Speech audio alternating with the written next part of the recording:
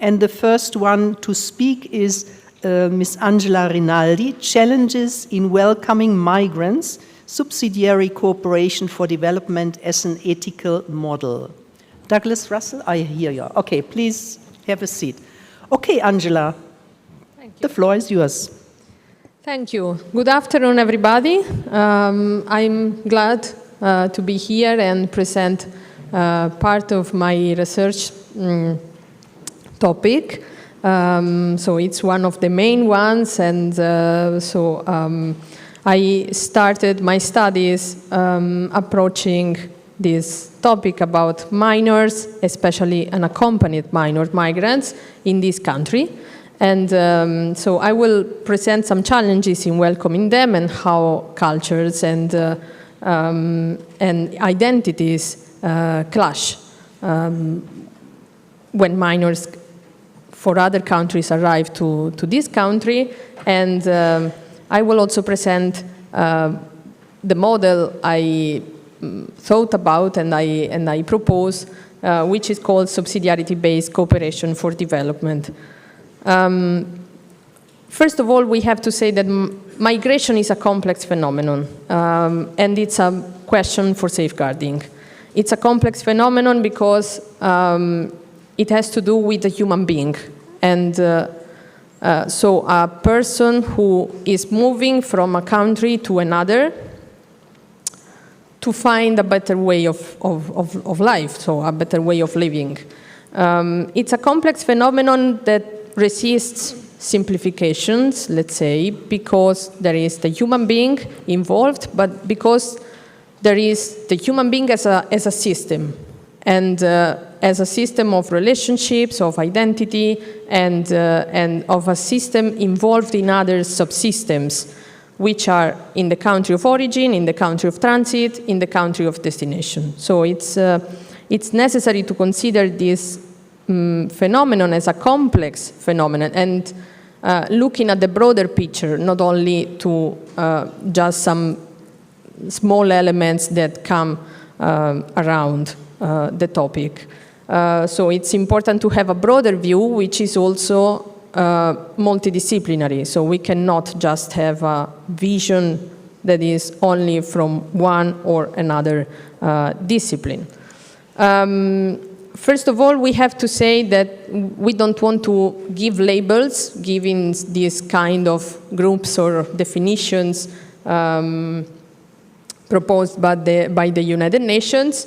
But so we need to, let's say, to get oriented in the phenomenon. So for these reasons, I would focus the attention specifically on these two groups, which are the unaccompanied minor migrants, so the minors who are arriving to a destination country alone, without anybody, parents or relatives, or adults who are in charge of taking care of them, and the separated minors who are still vulnerable, not less vulnerable, in a condition of, let's say, less vulnerability.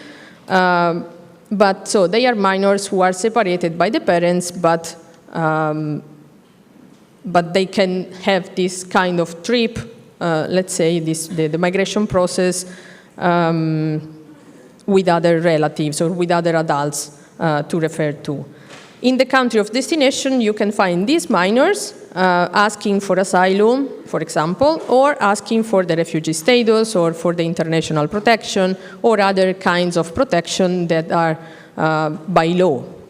In this country, for example, by the European law or the Italian law.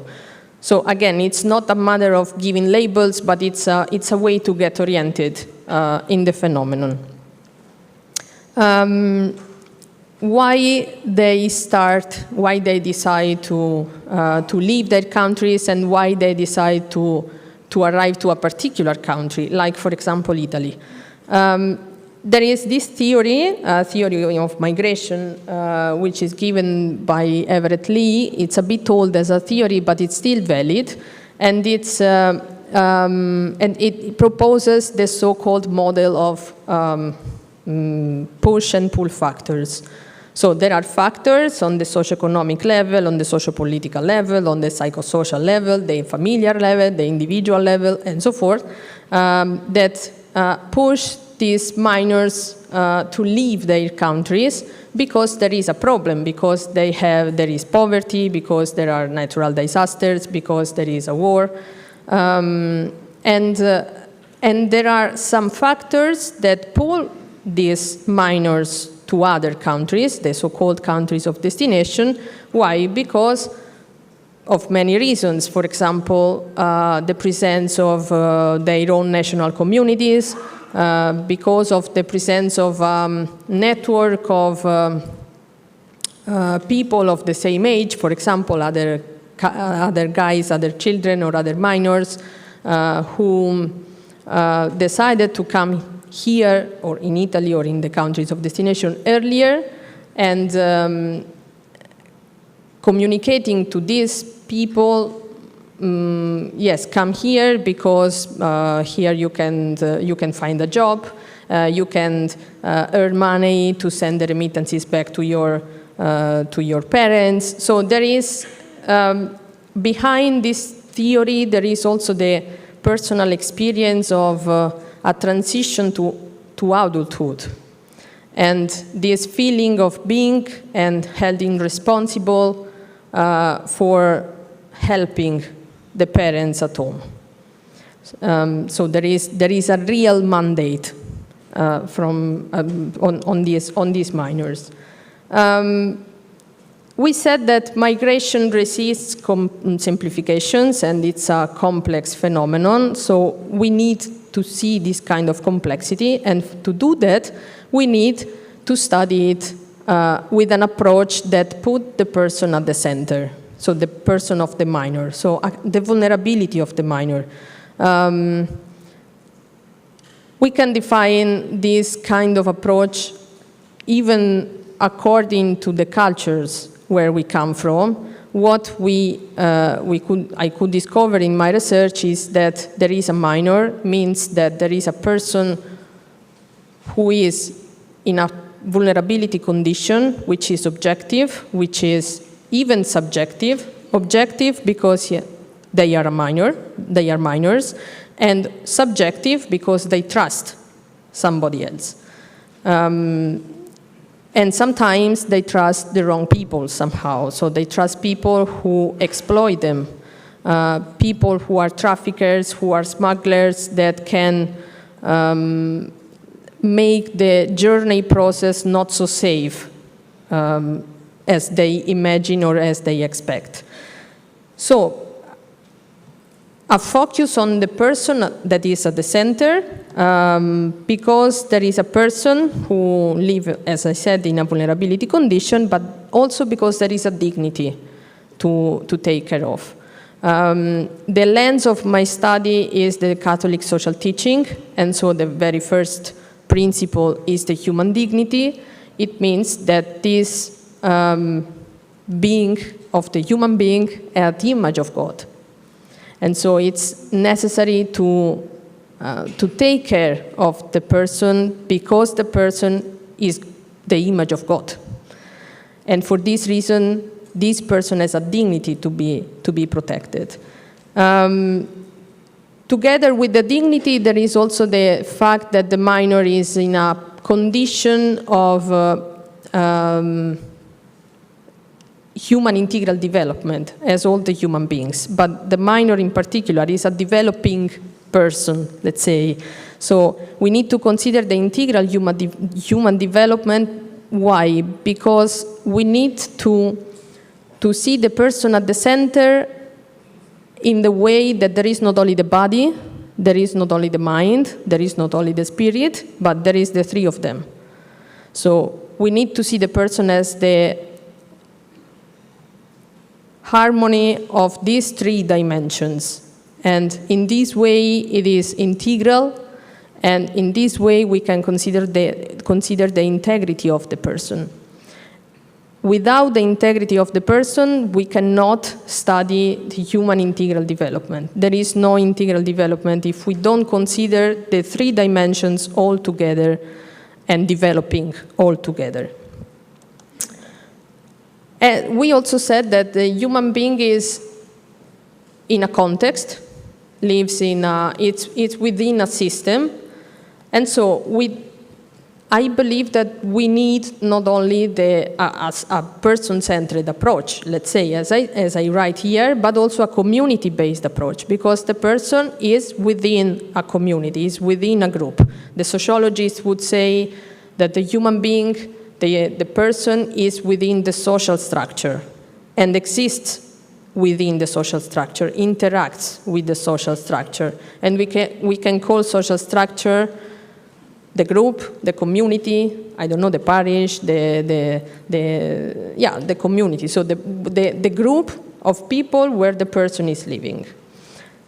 And in this community, there is not only the person, of course, there are agents, political, social, economic, ecclesiastical, religious, many people who are engaged, several contexts, and of course, there are norms and laws, and there are safeguarding measures which are crucial. All these elements are also referred to a culture.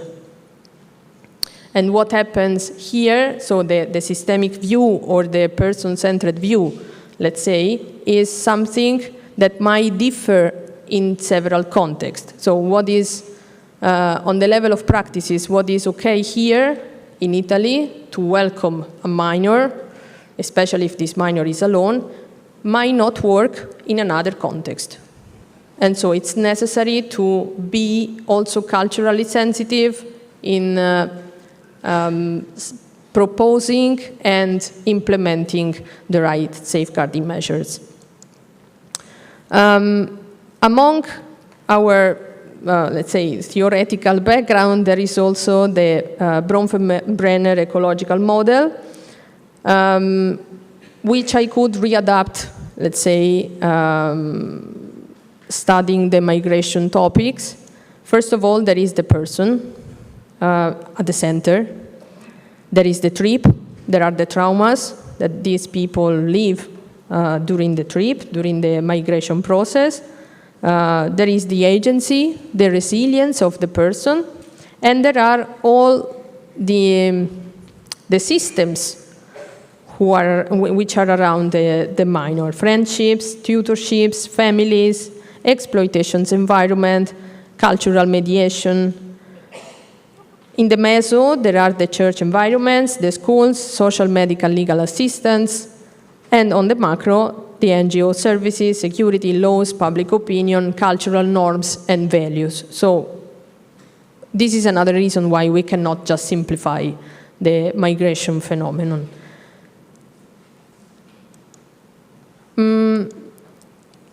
We know that these minors arriving to the destination country, they might face many challenges. Among these challenges, there is on the personal, on the individual level, first of all, the limitation of agency.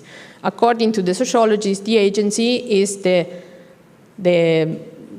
awareness and let's say, the engagement of the person in the within the social structure to bring changes to the social structure.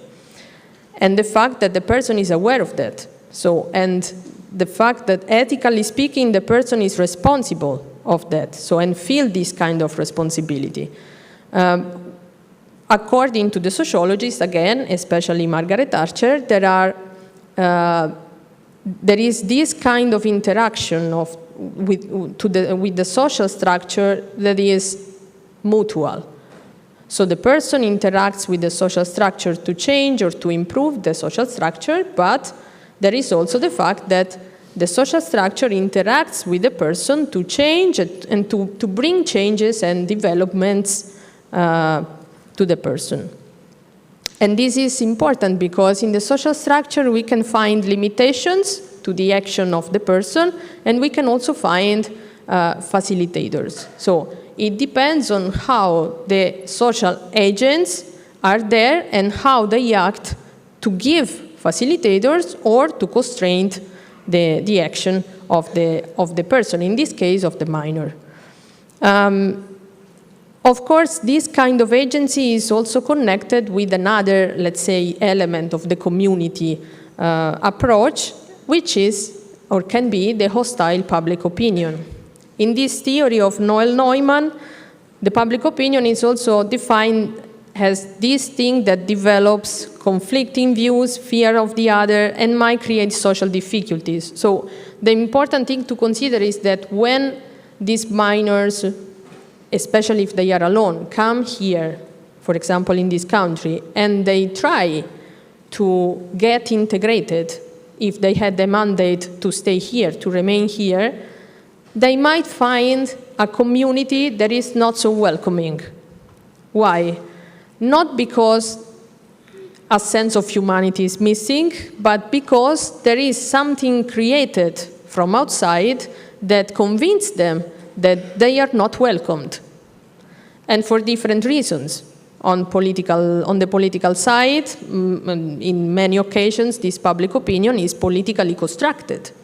So there are all these, let's say, demagogical propagandas where we can hear that they are here to steal our jobs, they are here to steal the desk in the school to our children, and all these things. So, and of course, at that point, even the people who are not engaged in these kind of constructions, they feel themselves like somehow obliged to remain silent and to say, okay, if they are here or not, it's not my problem, it's not my business, and if they are not welcome or they are welcome, it's not my business, I don't care. And of course, this creates some systemic challenges to not only to the welcoming of minors, but also to the possibilities that they are fall victim of abuse of any kind.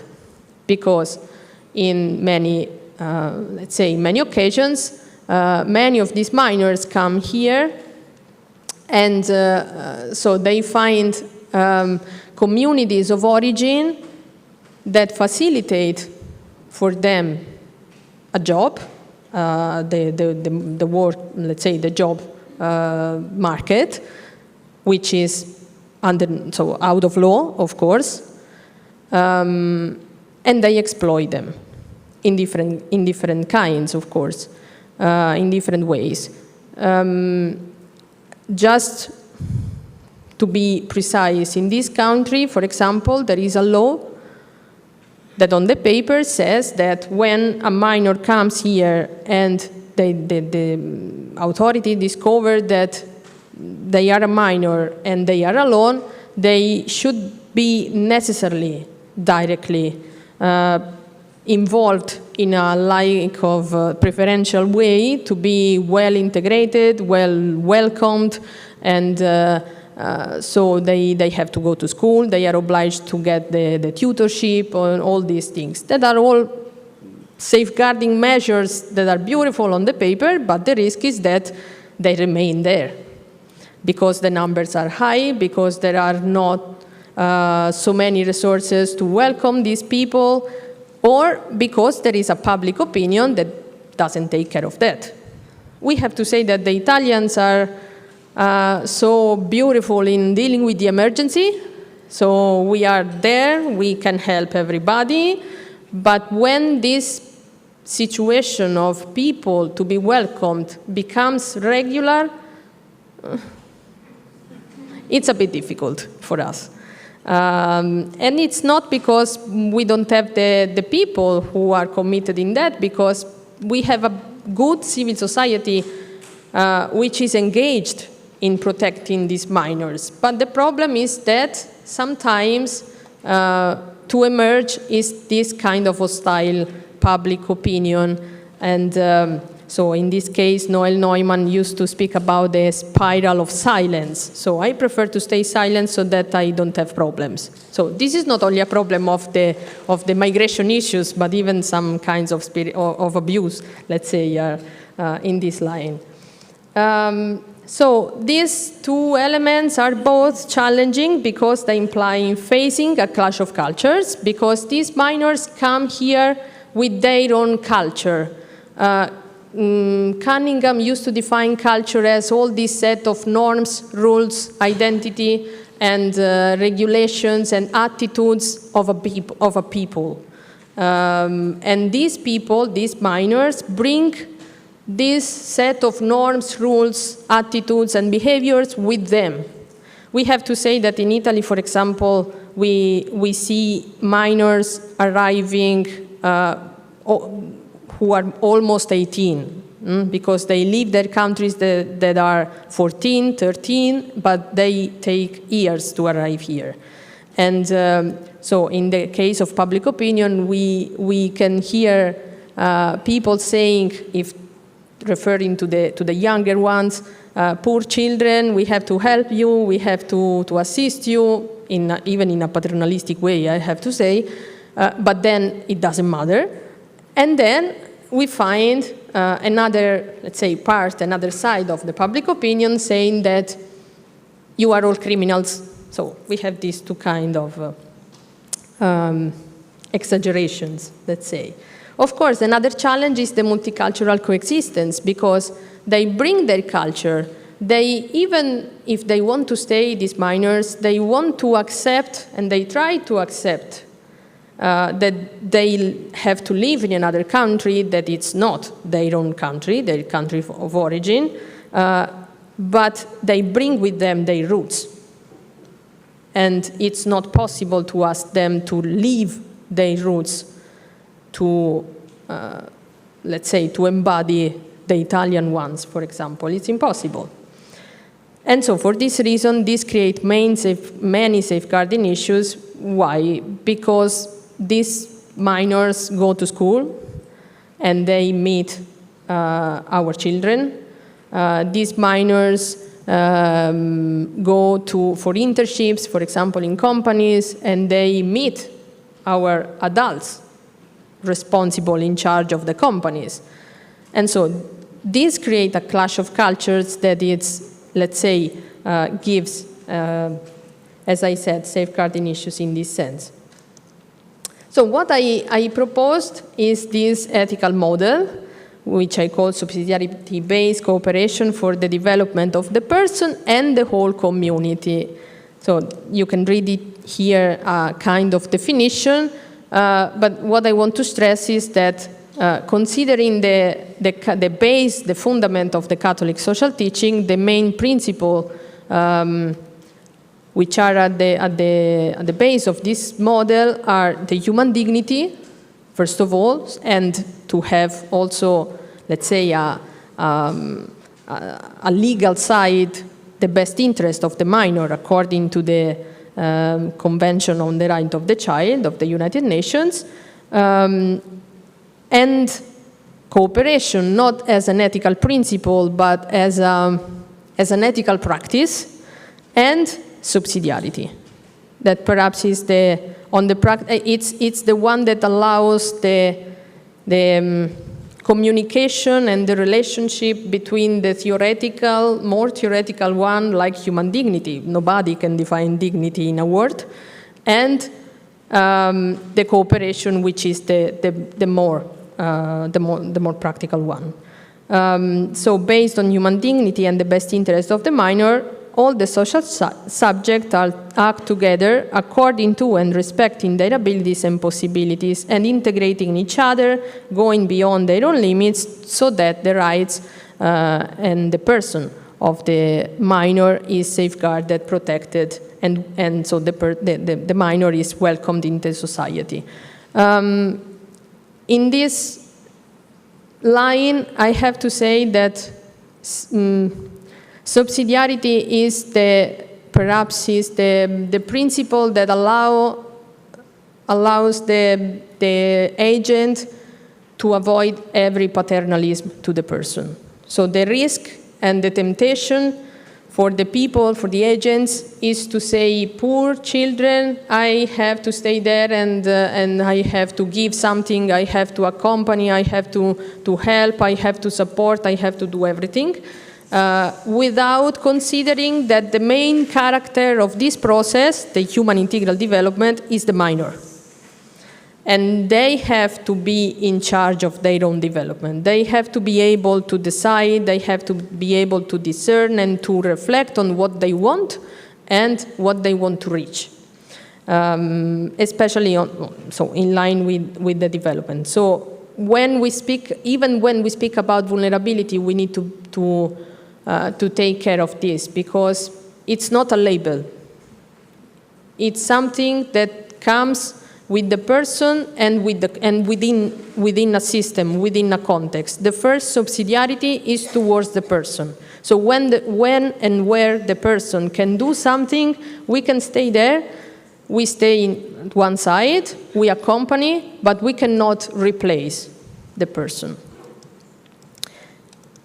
In the same line, we can find again the Bronfenbrenner model. So just not to say that this model is on the theoretical level, you can see here that from the groups, now the Bronfenbrenner model has the people.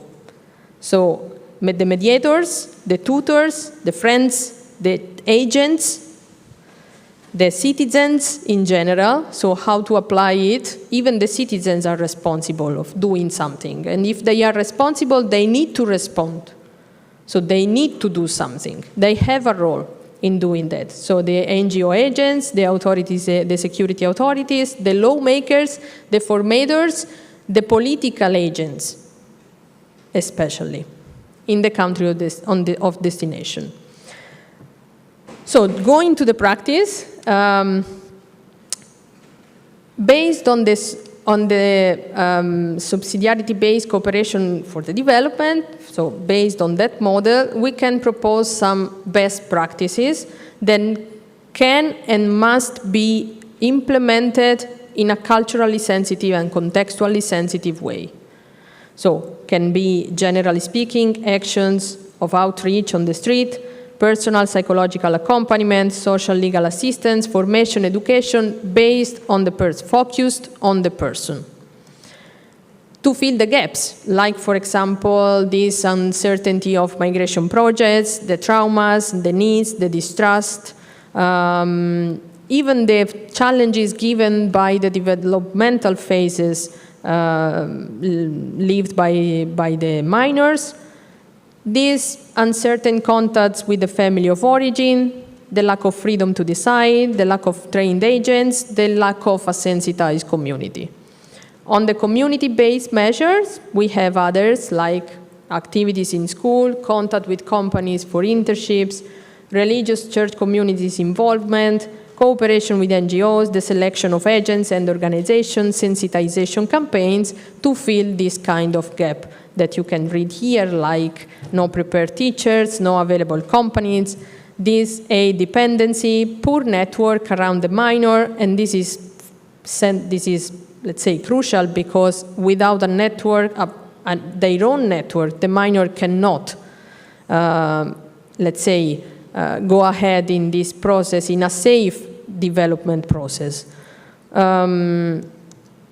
So how this model has to do with safeguarding, and especially with the three principles on the ethical level, on the ethical side. The first one, transparency. A transparent organization or a transparent institution give a voice to the minor and make them feel heard, allow the minor to be the main character of their migration or their projects, train and sensitize people for a more welcoming public opinion.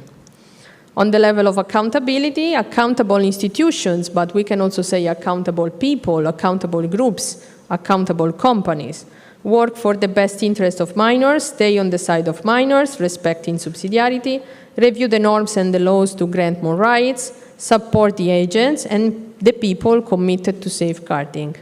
On the level of compliance, compliant organizations build trust in the communities and among stakeholders, make the minors' rights heard through advocacy, create the conditions for the implementation of public policies and the safeguarding measures. So just to close, that this ethical model that I could, let's say, study and propose in my research is strictly related to safeguarding in this sense, and tries to find,